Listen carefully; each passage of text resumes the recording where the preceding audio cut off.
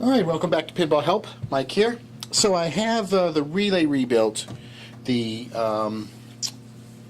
end of ball 1 relay. Put it back in the machine, just checking to make sure that what was happening before was it wasn't stepping past ball 1. Usually this is usually it's the player stepper relay. See, there we go. See it switching to player ball 3. There, you'll see it says ball 3. Put it in, some points, throw it back in.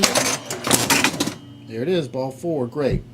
So, little crispy relay replaced, and now we've got the game working.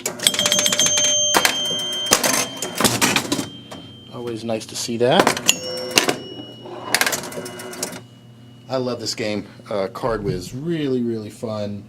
I don't know if many of you guys have gotten a chance to play this, but this is Card Whiz or Royal Flush. In my opinion, is really one of the best electromechanical games. It's a very simple playfield design, but it's very challenging and it's a lot of fun. You got to knock the cards down and get the bonus, but the layout and the geometry of the playfield is very challenging, and it requires some good ball control in order to be able to play. So there you have it. Sometimes, again, you look through the machine. If it was working fine and then it stopped working, look for something broken. It's always a good approach. So we'll put this machine back in the lineup and it'll be ready to go. And thank you guys for watching.